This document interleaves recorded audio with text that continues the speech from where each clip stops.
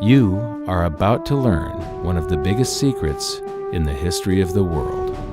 It's a secret that has huge effects for everyone who lives on this planet. Most people can feel deep down that something isn't quite right with the world economy, but few know what it is. Gone are the days where a family can survive on just one paycheck. Every day it seems things are more and more out of control, yet only 1 in a million understand why. You are about to discover the system that is ultimately responsible for most of the inequality in our world today. The powers that be do not want you to know about this, as this system is what has kept them at the top of the financial food chain for the last 100 years.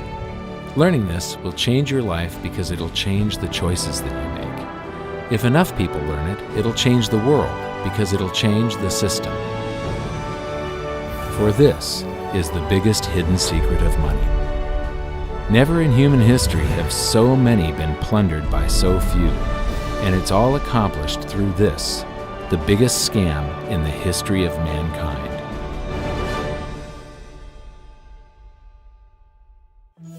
They say that money doesn't grow on trees, but the truth is that the modern banking system creates currency far faster than trees can grow. Most people don't have a clue how currency is created. Economists and bankers make it sound so complex that people think they can't understand it. But I'm going to strip our monetary system down to its essence so that you can see the scam behind the curtain and just how it affects you. Every modern society creates currency in pretty much the same way. But since the US dollar is the majority of the world's currency, I'm going to use the United States as our example. It all starts when some politician says, "Vote for me and I'll make sure the government provides you more free stuff than my opponent will." But there's no such thing as a free lunch. So to provide that supposedly free stuff, the politicians vote for the country to spend more than its income. This is called deficit spending. To pay for that deficit spending, the Treasury borrows currency by issuing a bond. So what's a bond? If you think about it, a bond is really nothing but a glorified IOU.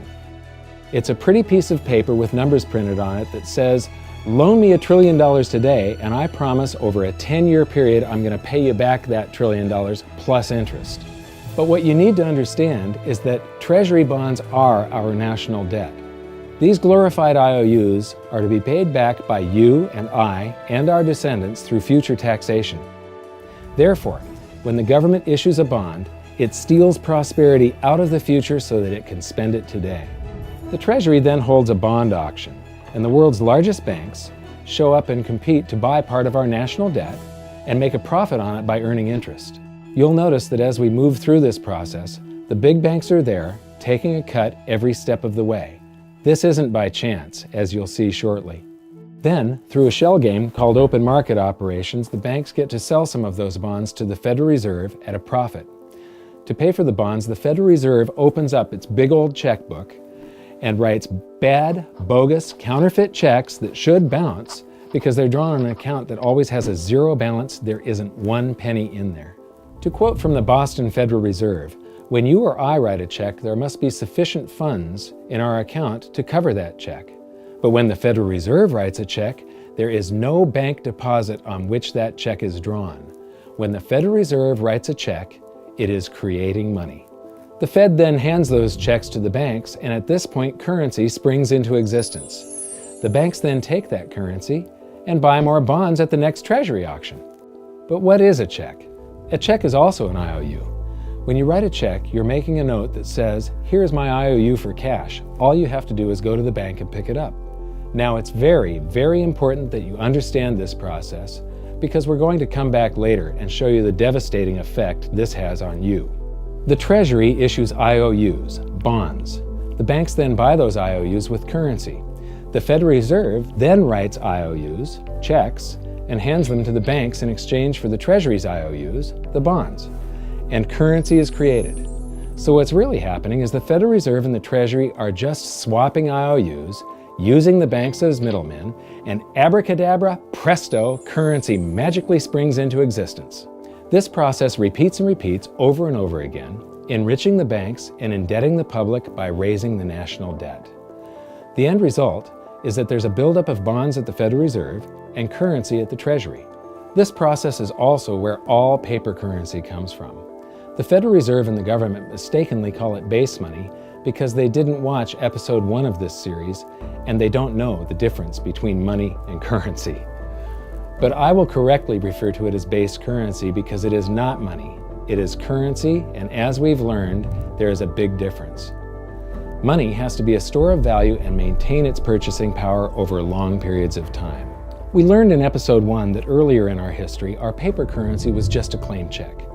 It was a representation for real money of intrinsic value, the gold and silver that was held on deposit at the Treasury. You could walk into any bank and slap your currency, like say a $20 bill, on the counter and redeem it for real money, a $20 gold piece. But now, this base currency that's piling up back here is really nothing but a receipt or a claim check on an IOU, that bond. So it's really nothing but a supply of numbers. The Treasury then deposits the newly created currency into the various branches of the government, and the politicians say, "Hey, thanks for that." And the government does some deficit spending on public works, social programs, and war. The government employees, contractors, and soldiers then deposit their pay in the banks. Now, this may come as a shock to you, but when you deposit your currency with the bank, you're not actually depositing it into an account to be safely held in trust for you. Instead, you're actually loaning the bank your currency, and within certain legal limits, they can do with it pretty much anything they please. This includes gambling in the stock market and loaning it out, at a profit, of course. Now this is where the machine of currency creation really gets cranking, because this is where something called fractional reserve lending comes into play. Fractional reserve lending is exactly what it says. The banks are allowed to reserve only a fraction of your deposit and loan the rest out. Although reserve ratios may vary, I'm going to use a 10% reserve ratio as our example. If you deposit $100 in your account, the bank can legally take $90 of it and loan it out without telling you. The bank must hold $10 of your deposit in reserve just in case you want some of it. These reserves are called vault cash. But why does your bank account still say you have $100 if the bank has stolen $90 of it? Because the bank left IOUs it created, called bank credit, in its place. Now I know this sounds crazy, but here it is in black and white from the Fed. Commercial banks create checkbook money when they grant a loan simply by adding new deposit dollars in accounts on their books in exchange for a borrower's IOU. These are nothing but numbers that the banks type into their computers. And even though these bank credit IOU numbers are very different from base currency numbers, because they only exist in computers, they are still currency. So now there is $190 in existence. Now, the reason people take out loans from the banks is to buy something.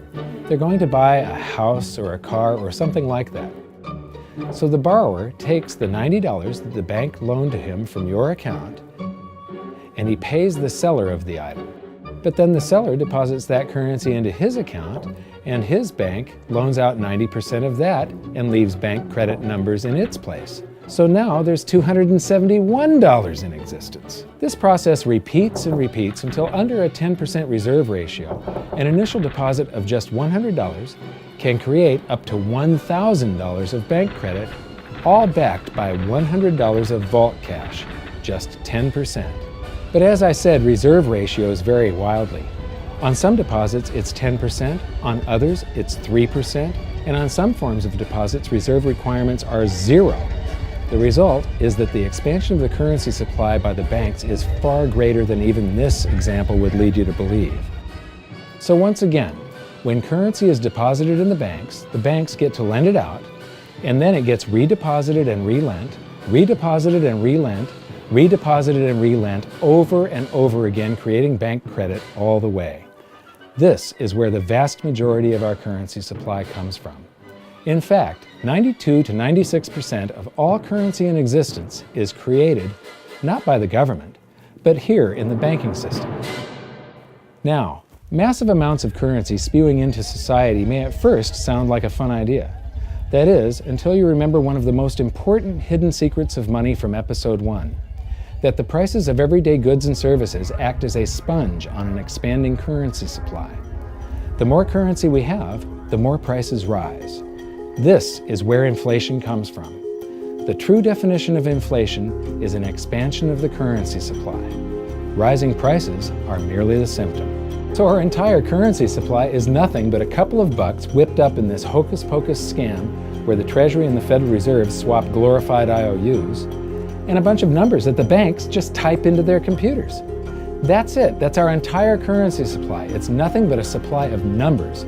Some of them printed, most of them typed, and there is nothing else. But if you thought that was crazy, get ready to enter the twilight zone of modern economics. We work for some of that currency supply. True wealth is your time, but we trade away moments of our lives, hour by hour, day by day, and year by year, for numbers that somebody printed on pieces of paper or just typed into a computer. Now those numbers represent our blood, sweat, tears, labor, ideas, and talent. We are what gives the currency its value. But here comes the really cruel joke. We work hard so that we can save some of that currency, so that we can pay the tax collector. In the United States, it's known as the IRS. They then turn it over to the Treasury so that the Treasury can pay the principal plus interest on that bond that the Federal Reserve bought with a check drawn on an account that has nothing in it. Now let's do a recap on this section, because this is where the system begins to rob you and I on a massive scale. Much of our taxes are not used for schools, roads, and public services, but to pay interest on bonds that the Federal Reserve bought with a check drawn on an account that has nothing in it. The Federal Reserve is committing fraud. But here's one of the biggest secrets of them all. Before the establishment of the Federal Reserve, there was no need for personal income tax. The Federal Reserve was created in 1913, and that very same year, the Constitution was amended to allow income tax. Do you really think this was just a coincidence? Ask yourself how much income tax you've paid over your lifetime. Much of it has been silently siphoned away into the hands of those who own the system. Yes, this system has owners. Who they are is an even bigger secret that we'll get to shortly.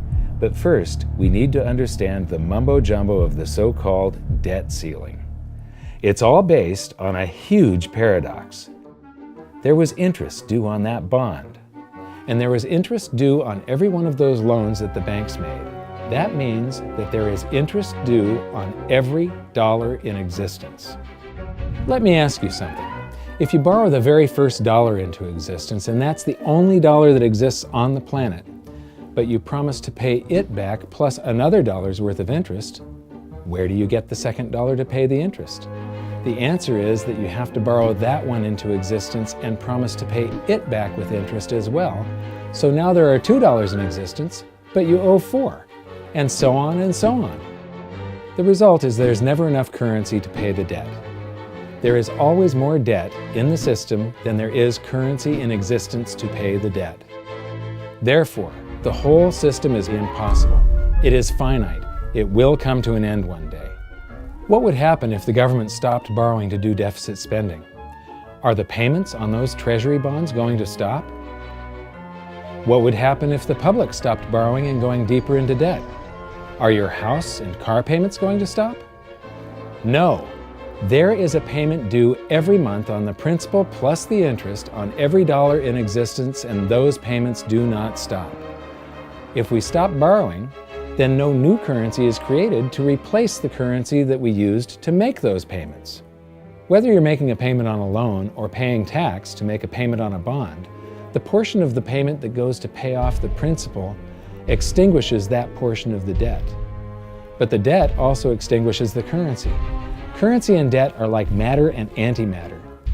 When they meet, they annihilate each other. If we just pay off the principal only on all the loans and bonds that exist, the entire currency supply just vanishes. So if we don't go deeper into debt every year, look what happens. The whole thing goes into a deflationary collapse under the weight of those payments. Politicians and pundits alike talk about balancing the budget, paying down the debt, and living within our means.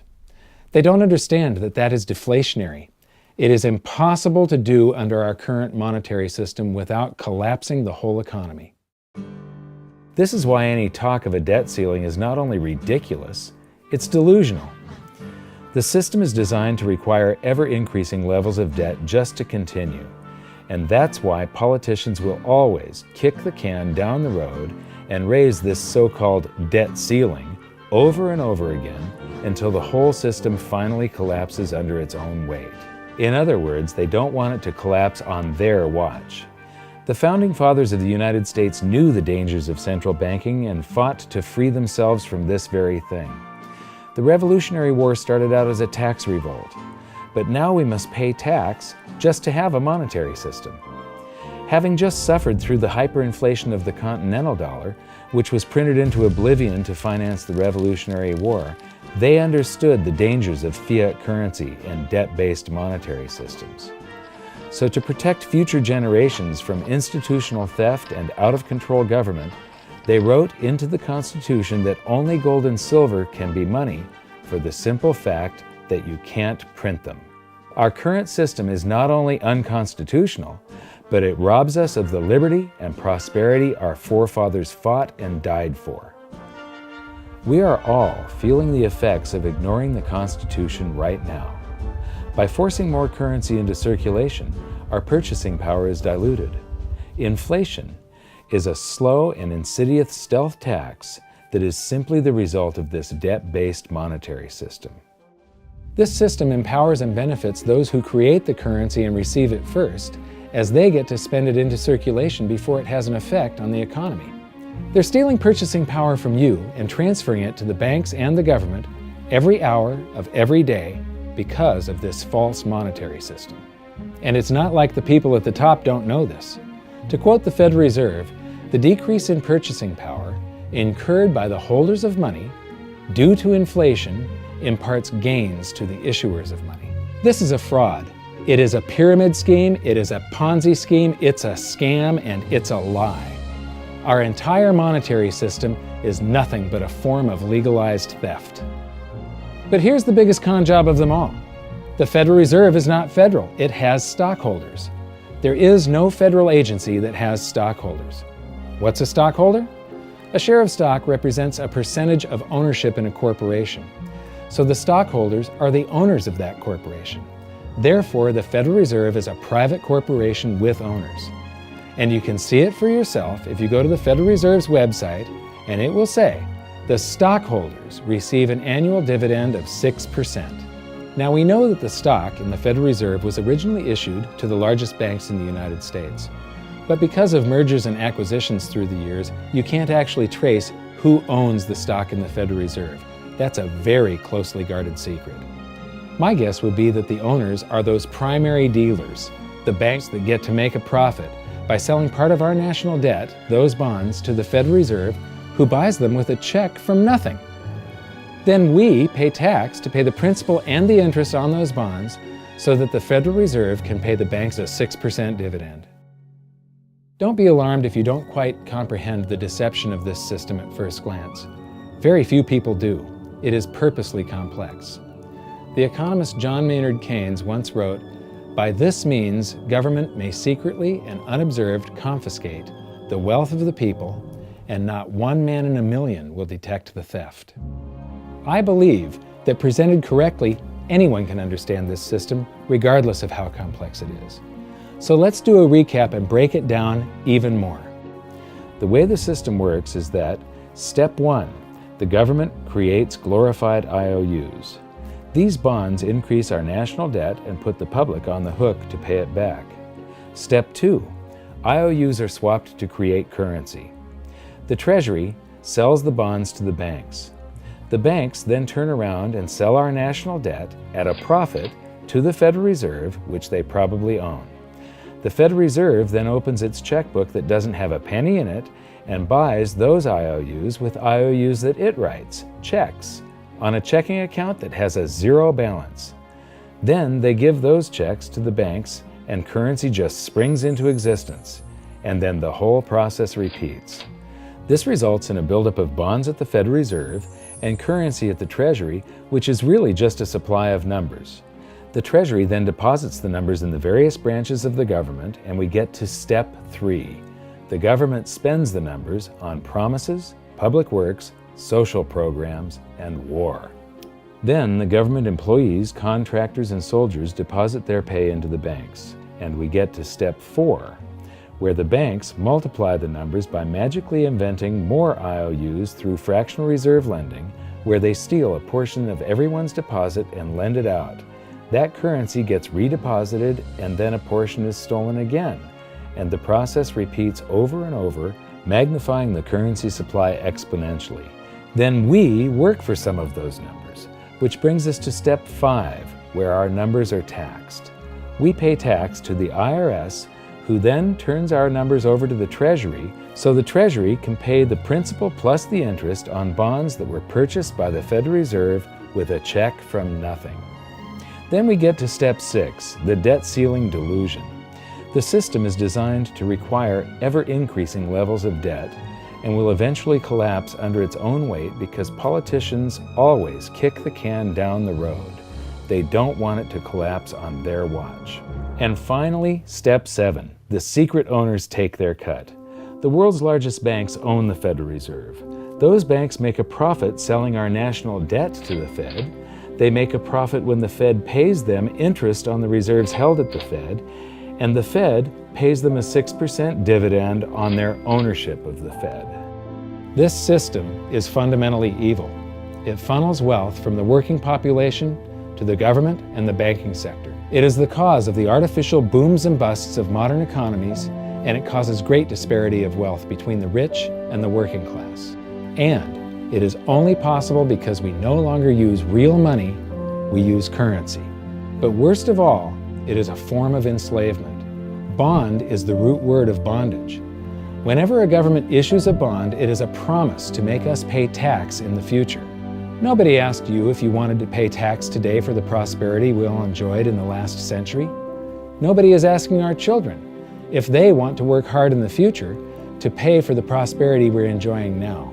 George Washington once wrote to James Madison, "No generation has the right to contract debts greater than can be paid off during the course of its own existence." By stealing prosperity from tomorrow so we can spend it today, we enslave ourselves and future generations. Now this all sounds pretty bad, but there is great hope, for you are the greatest threat to this false monetary system. This system relies on the public being ignorant of its workings. Please share this knowledge with everyone you know, because an informed public that fully understands the system can build a better future for generations to come. And now I leave you with this quote, widely attributed to a former director of the Bank of England. The modern banking system manufactures money out of nothing. The process is perhaps the most astounding piece of sleight of hand that was ever invented. Banking was conceived in inequity and born in sin. Bankers own the earth. Take it away from them, but leave them the power to create money and control credit, and with the flick of a pen, they will create enough money to buy it back again. But if you want to continue as the slaves of bankers and pay the cost of your own slavery, let them continue to create money and to control credit. This is the Federal Reserve in Washington, D.C. It's located on Constitution Street, and that is just as much of a joke as the New York Fed being located on Liberty Street. Both of them are unconstitutional, both of them limit our liberty, and they transfer wealth away from us every second of every day to the Federal Reserve, to the government, and to the banking sector. You are now among the 1 in a million who can detect the theft of your prosperity. So the big question is, what can you do about it? 1. Watch this video until you can describe and teach it to others. Those who understand this system can make preparations for its unavoidable collapse and protect themselves. History shows that those who don't will probably be wiped out. 2. Share this video with everyone, especially those you care about. All it takes is a mouse click or two to get this message in front of millions. Post this video on Facebook, tweet it, email it to loved ones. Please share it wherever you can. 3. Join the conversation. The current world monetary system is based on a 300-year-old design meant to enrich a few at the expense of the many. There must be a better way. At hiddensecretsofmoney.com, we've created an open-source platform for the design and development of a new world monetary system. We're calling on every economist, every student, every college, every bright mind, and anyone who cares to join the discussion. In educating ourselves and each other, we can prevent the further loss of our freedoms and maybe, just maybe, win some of them back.